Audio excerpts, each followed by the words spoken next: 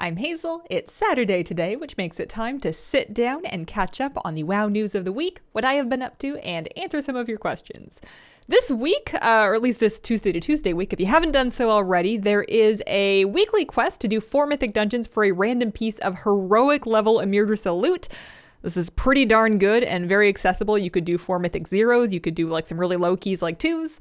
This is great for alts and mains because you never know. You might get one of those like super competitive trinkets like a Signet brand or a pip streaming badge of thing that I've given up on, etc. I know after a while the weekly events tend to just kind of pass by, but this one has a particularly good piece of loot available. So make sure that you do that if it's something that you want. Other things going on this week, there's another WoW variety show happening. Actually, today, as this is posted, there is a classic one going on. I'm not personally involved in this one, but the streams should be a ton of fun, available on Twitch and YouTube. Other news, bit of a light news week. We had a couple hotfixes to the trading post. There were some weapons that were initially announced but then missing from the post that have now been hotfixed back on. And the price of the shaman set has been hotfixed down to match the rest of the sets, along with a blue post apology. So refunds should be forthcoming if you bought the shaman set early. And if you haven't seen the weapons and you still feel like shopping, then check back to the trading post because there should be some more stuff there. And that's kind of the long and short of it. We're building up to 10.2.5. The only major thing in the patch notes, which it's kind of rich to call major, but they bumped that dragon riding speed in the old world up to 85% from 80% of the maximum dragon riding speed available on the PTR, so that's a little faster. In my week in WoW, I was lucky enough to kill Heroic Amirdrassil with my guild. We're finished. We're ahead of the curve. If you kill Heroic Amirdrassil, you get this dragon riding appearance for your renewed Proto-Drake that's kind of like a shadow flamey looking Amirdrassil mount. Pretty cool. It is a really fun fight, having seen it now. I'm glad it's not super long. I like the addition of just like one heroic mechanic that's easy to understand, but interacts with the rest of the fight in different ways throughout the phases. And I haven't forgotten about the Amirdrassil guide. I am still putting it together. It's just going to be quite late, as is tradition with me, unfortunately. Questions from this week. Califax wants to know, I've seen the LFG add-on that you've been using on stream. Can you tell us what add-on it is?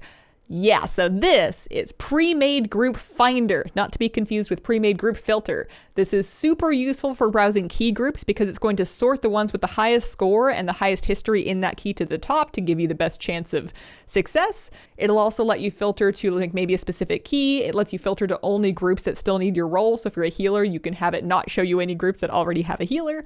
Very useful if you're looking through LFG for a key to pug, which I do from time to time. And Tyle wants to know, what do you think they should do for the 20th anniversary to make it feel special? I feel the past couple of events have been positive. They've all been the same, and I feel the 20th is too special a milestone to just redo the same things.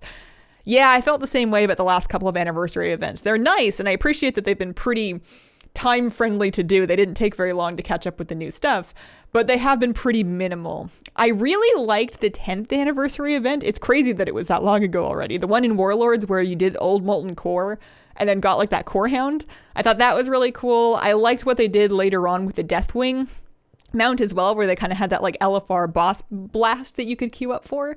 I think that something like that wouldn't be out of order. I'm also not against them bringing back another like old version of an instance. I think it would be a great opportunity for them to do another thing like they've been doing with like Scarlet Monastery or Stratholme, etc. I don't have any original ideas apparently, but I hope that they do. And Everyday Life wants to know, are old pet charms being removed? And if so, have you heard anything about this or have you scoured the internet for news about this? So I had not heard whatsoever, but I looked because you asked, and I found out that, yeah, they are converting shiny pet charms into polished pet charms in 10.2.5, at least according to this forum post from somebody who looks like they've been around the 10.2.5 PTR. So they will take away your shiny pet charms, but they will mail them back to you as polished pet charms. The old vendors that took shiny will now take polished. The old sources of shiny will now give polished. And overall, it seems like the only loss here is that the shiny pet charmer achievement will become a feat of strength, no longer attainable. But otherwise, it's just more sources of polished pet charms, more things you can spend them on, and overall more streamlined to not have like 2 pet battle currencies, with one of them being pretty archaic.